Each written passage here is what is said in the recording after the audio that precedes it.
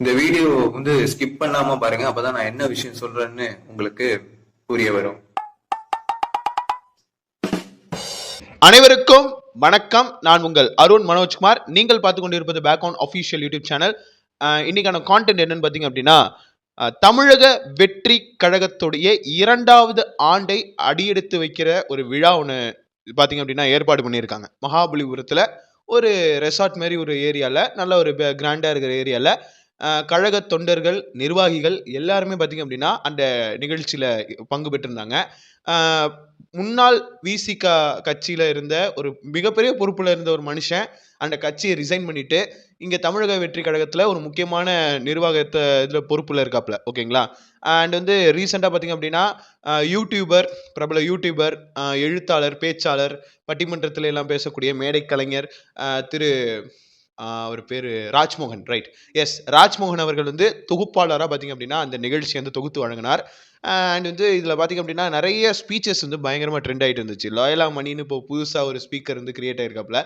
Already இருக்காரு, but இப்போ கொஞ்சம் வெளிச்சத்துக்கு விஜய் அவர்களை பயங்கரமாக சிரிக்க வச்சு ஹாப்பியாக பண்ணார். பட் இருந்தாலும் இதில் இன்னொரு சுவாரஸ்யமான விஷயம் என்னன்னு பார்த்தீங்க அப்படின்னா, இந்திய எலெக்ஷன்ஸ், ஓகேங்களா, பிஎம் எலெக்ஷன்ஸ் எல்லாம் இருக்கு இல்லைங்களா, அதுக்கு பெரிய அளவில் ஒரு பொலிட்டிக்கல் அனலிஸ்ட் ஒருத்தங்க இருக்காரு. என்பேக் அப்படிங்கிற ஒரு நிறுவனம் மூலியமா பல வெற்றி வாகைகளை சூட வச்ச அரசியல்ல பொலிட்டிக்கல் ஸ்ட்ராட்டஜி, இவர் போடுற வியூகம் எந்த விதத்துலையும் தப்புனதே இல்லை. அப்படிப்பட்ட ஒரு மனுஷனை கைகோத்து இப்போ இந்த 2026ஆம் ஆண்டில் எலெக்ஷனில் ஒரு பொலிட்டிக்கல் அனலிஸ்டாக பார்த்தீங்க அப்படின்னா, ஒரு பொலிட்டிக்கல் ஸ்ட்ராட்டஜி கொடுக்கக்கூடிய ஒரு நபராக பார்த்தீங்க அப்படின்னா பிரசாந்த் கிஷோர் அப்படின்னு ஒருத்தர் இருக்கார். இப்போ நமக்கு எனக்கு பேசிக்காக சொன்னேன், நான் ஏடிஎம்கே சப்போர்ட்டர் ஆக்சுவலாக. அண்ணா திராவிட முன்னேற்ற கழகம், அதுவும் அம்மா இருந்த அண்ணா திராவிட முன்னேற்ற கழகத்துடைய தீவிரமான ஒரு ரசிகன் நான். ரொம்ப சின்ன வயசுலேருந்தே அதுக்கு கொஞ்சம் கொஞ்சமாக அறிவை வளர்த்துக்கிட்டேன் அப்பயே.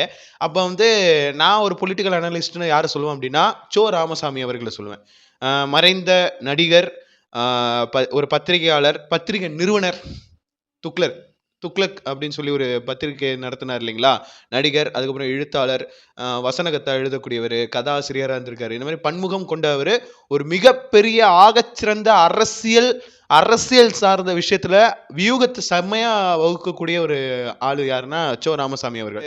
பொலிட்டிக்கல் அனலைஸ் பண்ணி ஒரு கவர்மெண்ட்டை எப்படி கட்டமைக்கலாம், இது நம்ம ஜெயலலிதா அம்மாவுக்கு சொல்லிக் கொடுக்கணும்னு அவசியம்லாம் இல்லை. அந்த அவங்களுக்கு தெரியாத விஷயம்னு ஒன்று இல்லவே இல்லை.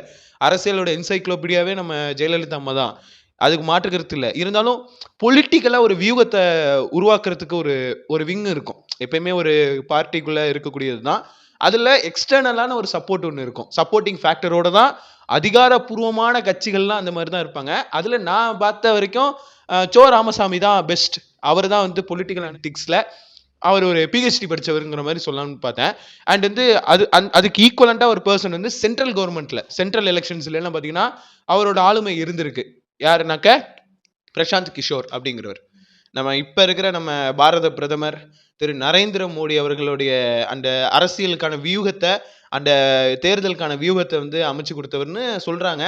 அதே சமயத்தில் நம்ம தமிழக வெற்றி கழக தலைவரும் மற்றும் நடிகருமான விஜய் அவர்களுக்கு ஒய் அமைப்பு பாதுகாப்பு, இசட் கேட்டகரின்னு சொல்ற மாதிரி இப்போ ஒய் கேட்டகரின்னு சொல்லி ஒரு புதிய அமைப்புல பாதுகாப்பு கொடுத்துருக்காங்க. அந்த பாதுகாப்பின் அடிப்படையில் பார்த்தீங்க அப்படின்னா முதலாவது மாநாடாக இதை குறிப்பிடுறாங்க. ஓகேங்களா?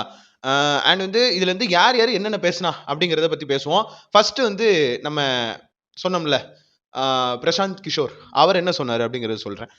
நான் ஒரு பொலிட்டிக்கல் அனலிஸ்டா இருக்கேன். மோரோவர் எல்லா இதுலையுமே ஆல்மோஸ்ட் நம்ம வெற்றி பதிவு வச்சிருக்கோம். இந்த 2026வது எலெக்ஷன்ல தமிழக வெற்றி கழகம் ஜெயிச்சதுக்கு அப்புறம் நான் தமிழ்ல உரையாடுறேன் அப்படிங்கிறப்பல, அண்ட் எப்படி எங்க பீகாரி மகேந்திர சிங் தோனி சென்னை சூப்பர் கிங்ஸுக்கு சப்போர்ட் பண்ணியிருக்கு, ஜெயிக்க வைக்கிறாரோ, அதே மாதிரி இந்த தமிழக வெற்றி கழகத்தை நான் ஜெயிக்க வைப்பேன், என்னுடைய வியூகத்தால அவங்கள நான் ஜெயிக்க வைப்பேன் அப்படிங்கிற மாதிரி சொல்றாப்ல. என்னது தல டோனி பீகாரியா, முझे क्या बोलते भाई, உஸ்னோத்தே ஜார்க்கண்ட் தோஜாயினா அப்படின்லாம் யாரும் கேட்காதீங்க. அவர் பிறந்த காலகட்டத்தில் 81 பிறந்தார் இல்லைங்களா, அந்த 80 காலகட்டத்தில் ஜார்க்கண்ட் பீகாரோட தான் சேர்ந்து இருந்துச்சு. ஓகேங்களா? உடனே யாரும் கிளம்பிட்டு வந்துடாதீங்க. இப்ப அது தனியா ஜார்க்கண்டா வந்திருக்கலாம். பட் அவர் பிறந்த காலகட்டத்துல அது பீகார்ல தான் இருந்துச்சு. ஓகே. பீகார், ஜார்க்கண்ட் அப்படிங்கிறது வந்து ஒண்ணா இருந்துச்சு. ஓகே. அதையும் கரெக்ட்டா தெரிஞ்சுக்கங்க. இப்ப எப்படி ஆந்திரா, தெலுங்கானா பிரிஞ்சுச்சோ அது மாரி 80 காலகட்டத்துல. அ அது மாரி இருக்கிறப்ப ஏன்னா டோனி பேர் சொன்னா இங்க கத்துவாய்ங்கன்னு எல்லாம் தெரியும். அந்த அளவுக்கு ரொம்ப அனலைஸ் பண்ணி வச்சிருக்காப்ல மனுஷன். மக்கள் எது எதுக்கெல்லாம் அடி பணிவாங்க, எந்தெந்த விஷயத்துல எல்லாம் ரொம்ப ப்ளஷ் ஆவாங்க அப்படிங்கிறதும் நல்லா தெரிஞ்சு வச்சுக்கிட்டு தான் அந்த ஸ்டாண்ட நல்லா தெரியப்படுத்துறாரு நமக்கு. அது உண்மையிலேயே பாராட்டக்கூடிய விஷயம். ஆதவ் அர்ஜுனா அவர்கள் ஆஸ் யூசுவல் தலைவன் வந்து வேற லெவல் பண்ணிட்டாப்ல. எங்க தலைவர் வந்து பேண்ட் சட்டை போட்டு அந்த மேனரிசத்தோட இருக்காரு. அதே மேனரிசத்தோட எல்லாம் இப்பல்லாம் வந்து பார்த்தீங்க அப்படின்னா, இப்ப இருக்கிற ஆட்சி காலத்துல இருக்கிறவரே பார்த்தீங்க அப்படின்னா, அதுக்கேத்த மாரி ஒரு வீடியோ காணொளி எல்லாம் வந்து சமூக வலைத்தளங்கள்ல போடுறாரு. அப்படின்னு சொல்லிட்டு. அதாவது இப்போ இன்னும் சொல்லப்போனா, விஜய் அவர்கள அப்படியே டிட்டோவா ஃபாலோ பண்றாரு. விஜய் அவர்களோட மேனரிசத்தையும், காஸ்டியூமையும் பார்த்தீங்க அப்படின்னா, நம்ம முதல்வர் ஐயா வந்து ஃபாலோ பண்றாரு அப்படின்ட்டு நேர்பட பேசிட்டாப்ல. இப்படிதான் எம்ஜிஆர நீங்க நடிகர் நடிகர்ன்னு சொன்னீங்க. ஆனா அவர் ஆட்சி காலத்துல இருக்கிறப்ப உங்களால நீங்க வந்து அவர் ஜெயிக்க முடியல உங்களால. அப்படின்ட்டு ரொம்ப காட்டமான விமர்சனத்த வச்சாப்ல. அதாவது கூட்டணியில இருக்கிறப்பயே விடுதலை சிறுத்தைகள் கட்சியில கூட்டணியில இருந்தப்பயே அந்த மனுஷன் டேரிங்கா வந்து பெரியாருடைய புத்தக வெளியீட்டு விழாவுல பார்த்தீங்க அப்படின்னா, டைரக்ட்டா ஓப்பனா அடிச்ச மனுஷன், இப்ப அந்த கட்சிய விட்டு விலகி முழுக்க முழுக்க தமிழக வெற்றிக் கழகத்துடைய இதுல முக்கிய பொறுப்புல இருக்கக்கூடிய ஒரு செயலாளரா இருக்காரு. ஓகேங்களா? ஒரு செயலாளரா இருக்கக்கூடிய ஒரு மனுஷன் டைரக்ட்டா அட்டாக் பண்ண விதம் எனக்கு அது பர்சனலா ரொம்ப புடிச்சிருந்தது. ஓகேங்களா? ஒரு பொலிட்டீஷியனா இப்படிதான் இருக்கணுங்கிறத ஏன்னா அரசியல்ல வந்து நிரந்தர நண்பனும் கிடையாது, நிரந்தர எதிரியும் கிடையாதுங்கிறத ரொம்ப ஆகச்சிறந்த ஸ்டாண்டர்ட காமிச்சது இந்த ஆதவ் அர்ஜுன் அப்படிங்கிறது ஒரு ஆகச்சிறந்த உதாரணமாக இத நான் பார்த்தேன். ஓகேங்களா? அண்ட் ஃபைனலி நம்ம தலைவன். தலைவர் தளபதி. என்ன வேணா சொல்லுங்கயா. நான் ஆமாதான்யா. நான் அஜித் ஃபேன் தான்யா. என்ன 28ஆம் தேதி குட் பேட் அக்லியோட டீசர் ரிலீஸ் ஆக போகுது. உட்காந்து நான் ட்ரெண்ட் பண்ணுவேன். அதை பத்தி ரிவ்யூன்னு ஒன்று கொடுக்கறதுக்குன்னே வீடியோ பண்ணுவேன். அனலைஸ் பண்ணுவேன். 1.5 நிமிஷம் டீசருக்கு 1 மணி நேரம் வீடியோ போடுறதுக்கு கூட நான் தயார். அந்த அளவுக்கு நான் ஆமையாவே ஊர்னவன்டா நானு. எனக்கே அந்த மனுஷனோட ஸ்டாண்டு ரொம்ப பிடிச்சிருக்குது. ஆனா எனக்கும் சில சில இடங்கள்ல கொஞ்சம் இருக்கு. என்னது அரசியல்னா ஒர்க் ஃப்ரம் ஹோம் அரசியல் பண்ணிட்டு இருக்காரு அப்படின்ட்டு. வாயில பிளாஸ்டர் அடிச்சு ஒட்டுற மாரி போய் பரந்தூர்ல போய் நின்னு அங்க பேசினார்ல, பிரச்சாரம் பண்ணார்ல, ஒரு பிரச்சாரம் மாரி அங்க இருக்கிற மக்கள்ட்ட போய் பேசினார்ல, நான் இருக்கேங்க. நான் உங்களுக்கு துணையா இருக்கேங்க. அப்படின்னு பேசி உலக அளவுல கொண்டு போய் சேர்த்தார்ல பரந்தூர்ல இந்த மாரி ஒரு விஷயம் இருக்கு. விமான நிலையம் பிரச்சனை இருக்குங்கிறத. 900 நாட்கள் வந்து பார்த்தீங்க அப்படின்னா, 900க்கும் மேற்பட்ட நாட்கள் வந்து பார்த்தீங்க அப்படின்னா, போராட்டம் பண்ண அந்த மக்களுக்கு கிடைக்காத ஒரு நியதி, தமிழக வெற்றிக் கழக தலைவர் நேரடியா அங்க போய் மக்களோட மக்களா நின்னு மக்களுக்காக குரல் கொடுத்ததுனால உடனே நேஷனல் லெவல்ல ட்ரெண்ட் ஆனுச்சா இல்லையா? ரைட்டா? அது மாரி தான். சில பேர் சில விதமான விமர்சனங்கள்லாம் வைப்பாங்க. அரசியல் விமர்சனங்கள்லாம் நெறைய வைக்கிறாங்க. அதுலயும் அவர் ஒரு குறிப்பிட்ட சொல்ல விஷயங்கள் என்னன்னா, உங்க கட்சியில இருக்கிற உறுப்பினர்கள் யாருமே வந்து ரொம்ப வசதி படைத்தவங்களா இல்ல. இல்லாம போட்டோம். அப்படி வசதி படைக்காம நார்மலா இருக்கிறவங்க இருக்கிறது உங்களுக்கு என்ன பிரச்சனை? அந்த மாரி கேட்டு ஒரு ஒரு சினிமாட்டிக்கல் டயலாக் அங்கங்க இருந்துச்சு. அப்பப்ப இந்த பேப்பர் பார்த்து படிக்கிற விஷயங்களா இருக்கட்டும். ஆளுங்கட்சிய கலாய்க்கணும். ஆளுங்கட்சினா மத்தியத்திலயும் சரி, மாநிலத்திலயும் சரி 2 இதுலயும் இருக்கிறதையும் எப்படியாவது பங்கமா கலாய்க்கணும். அப்படிங்கிறதுக்காண்டி பேசின பேச்செல்லாம் பார்த்தீங்க அப்படின்னா, ரொம்ப அல்டிமேட்டடா இருந்துச்சு. அதுவும் குறிப்பா சீமான லைட்டா அப்படி ஒரு அடி அடிச்சார்ல. What bro it's very wrong bro அப்படின்னு சொல்லிட்டு ஒரு டயலாக் ட்ரெண்ட் ஆனிச்சு இல்லைங்களா? நம்ம சீமானண்ணன் பண்ண டயலாக்கு. அத அந்த டயலாக்க உள்வாங்கிட்டு அத வந்து பாசிசமோ, பாயாசமோ வந்து மாறி மாறி ட்வீட் போட்டுட்டு இருந்துச்சு. இதுல வேற நம்ம பயலுக வேற டிவிகே ஃபார் டிஎன்னு ஒரு ஹேஷ்டேக்க ட்ரெண்ட் பண்ணி விட்டாய்ங்க. நீங்களே உங்களுக்குள்ள அண்டர் கிரவுண்ட்ல டீலிங்க வச்சுக்கிட்டு, எங்கள எல்லாம் பைத்தியக்காரன் ஆக்கிட்டு, what bro it's very wrong bro அப்படின்னோனே தெரிச்சுட்டேன். இட்ஸ் எ தியேட்ரிக்கல் மெட்டீரியல்டா எலை அப்படின்னு எனக்கு ஃபீல் ஆனுச்சு. ஓகே. இவங்களோட பொலிட்டிக்கல் ஸ்டாண்ட பத்தி ஒரு 26 மினிட்ஸ்க்கு ஒரு வீடியோ வந்துச்சு. அதுல நம்ம ராஜ்மோகன் வந்து அழகா வாய்ஸ் ஓவர் குடுத்திருந்தாப்ல. அந்த வீடியோ நான் வந்து இதுல கார்ட்ஸ்ல ஆட் பண்றேன். ஓகேங்களா? அந்த வீடியோட லிங்க் வந்து என்னோட கார்ட்ஸ்ல ஆட் பண்றேன். அது வந்து காப்பிரைட் இஷ்யூலாம் வராது. அத பார்க்கும்போது ஓகே. இந்த மனுஷன் கொள்கையோட தான் இருக்கிறாப்ல. இந்த மனுஷன் இப்பன்னு இல்ல. இப்ப இன்னைக்கு நேத்து கட்சி ஆரம்பிக்கணும் அப்படின்லாம் இல்ல. அவர் வந்து சினிமால நல்ல பிரபலம் அடைஞ்சு இந்த 21வது நூற்றாண்டுல ஒரு ஸ்டாரா வந்ததுக்கு அப்புறம் கூட கொஞ்சம் கொஞ்சமா அவர் வந்து கட்டமைச்சிட்டு இருந்தார் ரசிகர்கள. ஆனா நம்ம ரசிகர்கள்லாம் சும்மா தானே. ஏதாவது வந்து அஜித்த பத்தி தப்பா பேசணும், சூர்யா பத்தி தப்பா பேசணும் அப்படின்னு அதிலேயே சோசியல் மீடியால சண்டை போட்டுட்டு இருந்தாங்க.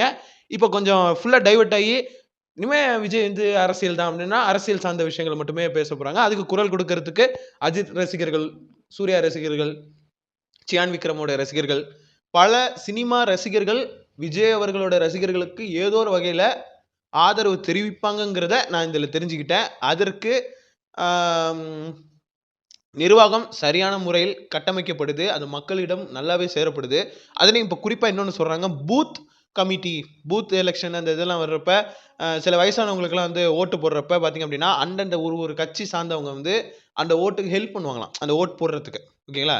கள்ள ஓட்டுலாம் இல்ல. அது அது அது ஒரு ஸ்ட்ராட்டஜி ஒண்ணு இருக்கு. நம்ம ஆ தமிழ்நாட்டுல மோர் ஓவர் 16,000 பீப்பிள்ஸ் 16,000 பூத்ஸ்க்கு பூத்துக்கு மெம்பர்ஸ்லாம் வந்து தமிழக வெற்றி கழகத்துல இது பண்ணுவாங்க. அதுக்கு ஒரு தனி மாநாடு நடத்துவோம் அப்படிங்கிற மாரி. ஓகேங்களா? 16,000 60,000 தெரியல. பட் மோர் தென் 16 ஆர் 60,000 வந்து பூத் வந்து நம்ம தமிழ்நாட்டுல இருக்கு. எலக்ஷன் பூத்ல சில நம்ம கட்சியை சார்ந்த பொறுப்புல இருக்கக்கூடிய ஒரு இதுல இருக்கிற உறுப்பினர்களோ இல்ல பாத்தீங்க அப்படின்னா மெம்பர்ஸாக அவங்களை அறிவிக்கப்பட்டு பூத்ல இருக்கிற பூத் கமிட்டி மெம்பர்ஸ் அப்படின்னு அறிவிக்கப்பட்டு அவங்களுக்காக ஒரு மாநாடு நடத்துவோம் அப்படிங்கறத பத்தி எல்லாம் சொல்லியிருந்தாங்க. ஒரு பொலிட்டிக்கலா எந்த அளவுக்கு ஸ்டாண்டர்டா இருக்காங்க. இப்ப ஏடிஎம்கேவா இருக்கட்டும், டிஎம்கேவா இருக்கட்டும், அவங்களுக்குலாம் வந்து ஒரு பூத் கமிட்டி மெம்பர்ஸ் எல்லாம் இருக்கிற மாதிரி டிவிகேயோட பூத் கமிட்டி மெம்பர்ஸ் அந்த அந்த இதை நீங்க பார்க்கும்போது அந்த ஸ்டாண்டை பார்க்கும்போது எங்களுடைய பொலிட்டிக்கல் ஸ்டாண்டு, எங்களுடைய பார்ட்டியோட ஸ்டாண்டு என்னங்கிறத நாங்க 2026ல ப்ரூவ் பண்ணுவோம் அப்படிங்கிற விஷயத்த சொன்னதா இருக்கட்டும். அதுலயும் இந்த லோயலா மணி ஒரு படி மேல போய் காசுக்கு மேல கூறாடா கொய்யா அப்படிங்கிற மாதிரி என் தலைவன் 26ல வருவான் அப்படிங்கிற மாதிரியே அந்த அவன் ஃபுல்லாவே எனக்கு அது ரொம்ப ஜாலியா இருந்துச்சு. எனக்கு எப்படி சொல்றது? ச்சே நான் அந்த இடத்துல நான் இல்லையே அப்படின்ட்டு. ஏன்னா நான் ஹேட்டர்ஸ் கம் ஃபேன் அப்படிங்கிற மாதிரி வந்திருப்பேன். நானும் ஆரம்பத்துல விஜய் அவர்களோட ஃபேன் தான். அப்புறம் ஒரு சில வருடங்கள் எனக்கு கொஞ்சம் விஜய் அவர்களோட படம் எனக்கு அந்த போக்கு எனக்கு சுத்தமா பிடிக்கல. இப்ப ரீசென்ட்டா இப்ப நம்ம வந்து கொஞ்சம் ஹேட்டர்லேருந்து சினிமா ஆடியன்ஸா சினிமாட்டிக்கலா பேசக்கூடிய இதுல நம்ம எல்லாத்துலயுமே நியூட்ரலா இருக்கணும். எல்லாத்துலயுமே வந்து ஒரு ஃபேரா நம்ம வந்து ரிவ்யூ பண்ணணும். ஃபேரா வந்து கிரிட்டிசைஸ் பண்ணணும். அப்படிங்கிற அந்த ஸ்டாண்டுக்கு வந்ததுக்கு அப்புறம் எனக்கு விஜய் அவர்களோட ஸ்டாண்ட்ஸ் எல்லாமே கரெக்ட் தான் அப்படின்னு தோன்ற அளவுக்கு அந்த மனுஷன் அவ்வளோ கிளாரிட்டியா அவ்வளோ விஷயங்கள் வந்து நமக்கு தெரியப்படுத்தியிருக்காப்ல.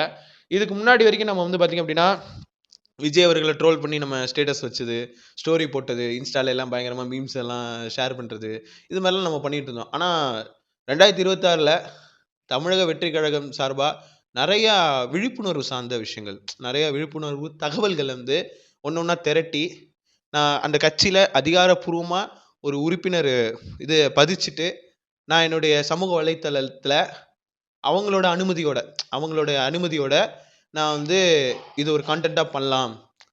பொலிட்டிக்கலா என்னென்ன ஸ்ட்ராங்கான கண்டென்ட் இருக்கோ அதை பண்ணலாம். அண்ட் வந்து கொள்கை தலைவர் வந்து ஒரு தலைவர் நம்ம ரீப்ளேஸ் பண்ணியிருக்காங்க.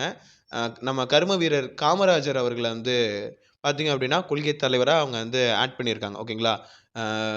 எப்படி சொல்றது? தந்தை பெரியார், கர்ம வீர காமராஜர், அண்ணல் அம்பேத்கர், அப்புறம் வேலு நாச்சியார், அஞ்சலி அம்மாள், இவங்கெல்லாம் பார்த்தீங்க அப்படின்னா இவங்க தான் தமிழக வெற்றி கழகத்துடைய கொள்கை தலைவர்கள் அப்படிங்கிறத நான் வந்து இந்த இடத்துல இந்த மாநாட்டில் இந்த ஒரு விஷயத்துல நான் நோட்டீஸ் பண்ணேன். ஓகேங்களா? அண்ட் வந்து இது மாதிரி நிறைய இன்ட்ரெஸ்டிங்கான விஷயங்கள்லாம் வந்து பார்த்தீங்க அப்படின்னா மோர் ஓவர் ஒரு பொலிட்டிக்கலி அந்த மனுஷனோட ஸ்டாண்ட் என்னங்கிறத மீண்டும் மீண்டும் நமக்கு காமிச்சிட்டு இருக்காரு. ஆனாலும் விமர்சகர்கள் சும்மா இருப்பாங்களா? அரசியலே ஒர்க் ஃப்ரம் ஹோம் பண்ணிட்டு இருக்காப்ல, வந்து பனையூர் கலைச்சிட்டு வந்து இது இது கொடுக்குறது நிவாரண உதவி செய்யறதெல்லாம் எந்த விதத்துல நியாயம் அப்படின்ட்டு. யோ அவர் வந்தா பெரிய பிரளயமே அங்க நடக்கும்யா, கூட்டத்திலே எல்லாம் இதாகும்யா. ஒன்றும் இல்லை, இப்போ ஒரு நடிகரோட படம் 1000 கோடி வசூல் அடிச்சிச்சு. இந்திய சினிமாவில் உள்ள பாக்ஸ் ஆஃபீஸோட ரெக்கார்டையே மொத்தமா பார்த்தீங்க அப்படின்னா பிரேக் பண்ண ஒரு திரைப்படம் புஷ்பா 2. அந்த திரைப்படத்தை மொதல் ஷோ போய் பார்க்க வர்றாரு அந்த மனுஷன். அவர் நடிச்ச படத்தையே அவர் போய் பார்க்க வர்றப்ப அங்க இருக்கிற கூட்டம் நெரிசல்ல ஒரு உயிரே போயிடுச்சு. அந்த மாதிரி பாத்தீங்களா நியூஸ்ல பாத்தீங்களா? அதை விட அதிகமாவே ஸ்டார்டம் இருக்கிற ஒரு ஆக்டரு இன்னொரு ஸ்டேட்டுக்கோ இல்லை இன்னொரு ஊருக்கோ போகும்பொழுது அங்க ஏதாவது நம்மளால பிரச்சனை வரக்கூடாது அப்படிங்கிறதுல ரொம்ப கான்சியஸ் ஆயிருது. அந்த பாதிக்கப்பட்ட மக்களுக்கோ அவங்களுக்கோ வந்து வீட்டில் வரவழைச்சு அவங்கள வந்து கெஸ்டா ட்ரீட் பண்ணி அவங்களுக்கு கொடுக்க வேண்டிய நிவாரண உதவியை அங்கேயே அவங்களுக்கு வீட்டிலே வந்து அவங்களோட வீட்டிலேயே வச்சு அவங்களுக்கு ஒரு ராஜ மரியாதை செலுத்தி தான் அவங்களுக்கு வீடு இதில் கொடுத்துருக்காங்க. நிவாரணம் கொடுத்துருக்காங்க. ரைட்? அது ஒரு புதுமையான ஒரு விஷயம். பட் மக்களுக்கு சரியான புரிதல் இல்லைங்கிறது தான் ரொம்ப வருத்தம் கூடிய ஒரு விஷயம். ஓகேங்களா? நீங்க சொல்லுவீங்க உடனே அவங்களாம் நார்மல் பீப்புள் கிடையாது அப்படின்னு. அதெல்லாம் இல்லை. நார்மல் பீப்புள் ஆகணும். ஆனா நார்மலைஸ் பண்ணப்படக்கூடிய ஒரு தலைவரா ஆனா, நீங்க பேசிக்கலாம். அவரு இன்னும் சினிமா நடிகர் தான். அவரு பொலிட்டிக்கல் பிரசிடென்ட்டாவே இருந்தாலும், ஐ மீன் ஒரு பொலிட்டிக்கல் பார்ட்டியோட பிரசிடென்ட்டாவே இருந்தாலும், ஜனநாயகன் அப்படின்னு ஒரு படம் அவருக்கு இன்னும் இதாயிட்டு இருக்கு. அந்த படம் முடிஞ்சதுக்கு அப்புறம் அவர் முழு நில அரசியல்வாதியா மாறப் போறாரு. அப்ப அவர் வந்து ஜெனரலைஸ் ஆகப்படலாம். ஓகேங்களா? அவர் வந்து நார்மலைஸ் ஆகப்படலாம். ஒரு தலைவரா, ஒரு கட்சி தலைவரா அப்படி வந்து வர்றப்ப, கூட்டம் வந்து மேபி சரி இவர் தானே, ஓகே இந்த விஷயத்துல வராரு அப்படின்ட்டு ரொம்ப இது இல்லாம, ரொம்ப சிம்ப்ளிசிட்டியா ஒண்ணு நடக்கிறதுக்கு வாய்ப்புகள் இருக்கு அப்படிங்கிற விஷயத்த நான் சொல்றேன். பெரிதளவுல கூட்டம் சேராம இருக்கிற வரைக்கும் தான், ஒரு சில இடங்கள்ல மக்களுக்கு இடையில நம்ம போயி வந்து இன்டராக்ட் பண்றதுக்கு கரெக்ட்டா இருக்கும். அந்த இடத்துல போய் நம்ம வந்து கூட்டம் அவ்வளோ வருதுன்னு சொல்லிட்டு Z டிகிரி பாதுகாப்பு, Y டிகிரி பாதுகாப்பு வாங்குற அளவுக்கு அவங்களுக்கு இருக்கு அப்படின்னா, அவங்க மேபி அவங்களும் ஒரு கான்ஷியஸ்னஸ் யோசிப்பாங்களே. எனக்கு இப்ப எப்படி கரெக்ட்டா சொல்லி புரிய வைக்கிறதுன்னு தெரியல. ஆ ஒரு நம்ம நம்ம வந்து சகஜமா இப்ப இன்னொருத்தவங்க வீட்ல போய் நிக்கிறதுக்கும், ஒரு கோடிக்கணக்கான மக்களுக்கு நல்லா தெரிஞ்சு பரிச்சயமான ரொம்ப ஃபேவரட்டா இருக்கக்கூடிய ஒரு பெர்சன் ஒரு வீட்ல போய் சிம்பிளா போய் அவங்க வீட்ல உட்கார்றதா இருக்கட்டும். அப்ப அந்த கூட்டுற கூட்டம் அப்படிங்கிறது வந்து வேறுபாடுகள் இருக்கு இல்லைங்களா? அப்ப அப்படி யோசிக்கணும்ல. அப்படி யோசிக்கும் பொழுது ஓகே ஃபைன். அப்ப நம்ம அங்க பாதிக்கப்பட்ட இடத்துக்கு அங்க போனா, மக்கள் நம்ம வருகைய அறிஞ்சு வர்றப்ப, அந்த இடத்துல நம்மளால வேற ஏதாவது அசம்பாவிதங்கள் நடந்துறக்கூடாது அப்படிங்கிறதுல ரொம்ப கான்ஷியஸா இருந்ததுனால தான், அந்த பாதிக்கப்பட்டவங்க அந்த மக்கள தன்னோட வீட்டுக்கு அழைச்சிட்டு வந்து, தன்னோட வீட்டுக்கு வரவழைச்சு, நிவாரண உதவி செய்றதுல எனக்கு தப்பா படல அப்படிங்கிற ஒரு விஷயத்த நான் சொல்லிக்கிறேன். அரசியல வொர்க் ஃப்ரம் ஹோமா செஞ்சுன்னுருக்கிறாரு அப்படிங்கிறத தயவு செஞ்சு அவாய்ட் பண்ணுங்க. ஏன்னா, அவர் இன்னும் நடிகரா தான் இருக்காரு. 200 கோடிக்கு சம்பளம் வாங்குற அளவுக்கு ஒரு பெரிய மார்க்கெட்ட அவர் உருவாக்கி வச்சிருக்காரு. இன்னும் அவர் நடிகர் தான் இன்னும். பொலிட்டிக்கல் ஒரு சைடு இருந்தாலும், இன்னும் ஜனநாயகம்ங்கிற ப்ராஜெக்ட் இன்னும் கம்ப்ளீட் ஆவல. என்ன? அவரு கம்ப்ளீட் ஆயி, அந்த படம் வந்து ஒரு 50 நாள் ஓடி, என்ன ஒரு 400 கோடி கிட்ட வசூல் அடிச்சு, 400 500 கோடியோ வசூல் அடிச்சு, 1000 கோடிக்கு எவனும் படத்த இது பண்ண மாட்டீங்களே. ஆ மும்மொழி கொள்கைய பத்தி பேசினாரு.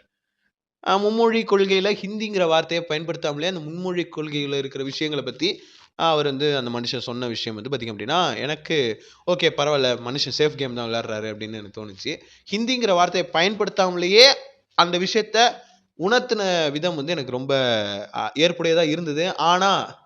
ஆனா, அதையே வந்து ஒரு டாபிக்கா வச்சு, ஹிந்திங்கிற வார்த்தைய யூஸ் பண்ணாமலே ஹிந்தி திணிப்ப பத்தி எதிர்த்து பேசுறாருயா அந்த மனுஷன். ஏன் அவருக்கு என்ன பயமா? அத பத்திலாம் மென்ஷன் பண்றதுக்கு அவருக்கு என்ன பயமா? அப்படின்னுங்கிற மாரிலாம் கேட்குறாய்ங்க. அத பத்தி பேசுறதுக்கு அவருக்கு இருக்கு. அந்த விஷயத்த வச்சே இவங்க விளையாண்டுட்டு இருக்கிறத வந்து மக்கள முட்டாளாக்குறாங்க அப்படிங்கிறத கிரிட்டிசைஸ் பண்ணாரு. அது எந்த மொழி? அப்படின்னு அவரு மென்ஷன் பண்ணணும்னு அவசியம் இல்ல. ஏன்னா மக்களுக்கே தான் தெரியுமே. அவரே தான் சொல்லணும்னு இல்லைல்ல. கரெக்ட்டா? மக்களுக்கு தெரியும்.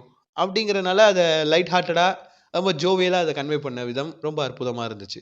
ஓவராலா ஒரு ஹோல்சம் ஃபீல் இருக்கு. ஓகேங்களா? ஒரு ஹோப் ஒண்ணு இருக்கு. ஓகே மாற்று அரசியலுக்கு வழி இருக்கு அப்படின்ட்டு. ஆனா, இதுல இன்னொரு மூத்த பத்திரிகையாளர் என்ன சொல்றாரு அப்படின்னா, ஏடிஎம்கேவோட கூட்டணி வைக்கிறதுக்கு வாய்ப்பு இருக்கு. டிவிகேல ஏடிஎம்கேவோட சேர்ந்து கூட்டணி வைக்க வாய்ப்பு இருக்கு. ஆனால், விஜய் அவர்கள டெபுட்டி சிஎம் அப்படிங்கிற அந்த இதுக்கு அவங்க அதுக்கான கேண்டிடேட்டாவும், சிஎம் ஆக நம்ம எடப்பாடியார் வருவார் அப்படிங்கிற மாரி அரசல் புரசலா பேசுறாங்க. ஆதாரப்பூர்வமான உண்மையெல்லாம் கிடையாது. இருந்தாலும் அப்படி வேண்டாம். தனிச்சு நின்னே போட்டி போடலாம். அவங்களுக்கு இருக்கிற அந்த பொலிட்டிக்கல் ஸ்டாண்டு, ஃபேன் பேஸு இத வச்சு தனிச்சு நின்னு போட்டியிட்டாலும் பயங்கரமான ஆதரவு குடுக்கறதுக்கு ஆள் இருக்கு. நீங்க இந்த மைனாரிட்டி கவர்ன்மென்ட், மெஜாரிட்டி கவர்ன்மென்ட், எதிர்க்கட்சி, ஆளுங்கட்சி அப்படிலாம் பார்க்காம, ஓட்டு பிரியும் நல்லா. இதுவரைக்கும் 2 கட்சிக்கு மட்டுமே ஓட்டு போட்டுட்டு இருந்த மக்கள், 3வதா ஒரு ஆல்டர்னேஷன் இருக்குங்கிறத தெரிஞ்சுக்கிட்டா, ஒரு தேர்ட் ஐ விஷன் ஒண்ணு வரப்போகுது அப்படிங்கிறப்ப, பிரியறதுக்கு நெறைய வாய்ப்பு இருக்கு. ஒரு பொலிட்டிக்கலி வேற ஒரு விஷயம். எப்பயுமே மற்ற நாடுகள்ல எல்லாம் 2 பார்ட்டி, 4 பார்ட்டின்னு எலக்ஷன் வந்து ஈவன் எலக்ஷன்ஸ் தான் இருக்கும். ஈவனா இருக்கும். இது ஆடா மாறும் பொழுது பார்த்தீங்க அப்படின்னா, கொஞ்சம் சவாலான ஒரு விஷயத்த கையாண்டுட்டு இருக்காங்க. அதுல தமிழக வெற்றிக் கழகம் முக்கியமான இடத்த வகுக்குது அப்படிங்கிறப்ப, அது ரொம்ப அருமையானதாவும், ஏற்புடையதாகவும் இருக்கு. ஒரு மக்களிடையில ஒரு புது மாற்று சக்தி ஒண்ணு உருவாயிருக்கு அப்படிங்கிறத மேலும் மேலும் தெரியப்படுத்தும் விதமா சில மாநாடுகள் நடத்தி நமக்கு அவங்க அந்த கட்சியுடைய ஸ்டாண்டை வந்து ஒவ்வொரு வாட்டியும் மெருகேற்றிக்கிட்டே போறாங்க அப்படிங்கிற விஷயத்த நான் தெரிஞ்சுக்கிட்டேன். ஓகேங்களா? இது எனக்கும் தெரியும்டா. நீ எதுக்குடா சொல்ற? இதை பத்தியெல்லாம் உனக்கு என்னடா பேச தகுதி இருக்கு அப்படின்னா, நானும் ஓட்டர் தான். நானும் 4 எழுத்து கூட்டி படிச்சிருக்கிறேன். எனக்கு சினிமா நாலேஜ் இருக்கு. வெளி உலகத்தை பார்த்துட்டு வந்திருக்கிறேன். 2 கார்ப்பரேட் கம்பெனியில் வேலை பார்த்துருக்கிறேன். 2 கார்ப்பரேட் கம்பெனியில் இருக்கிற அரசியலை தெரிஞ்சுக்கிட்டேன்.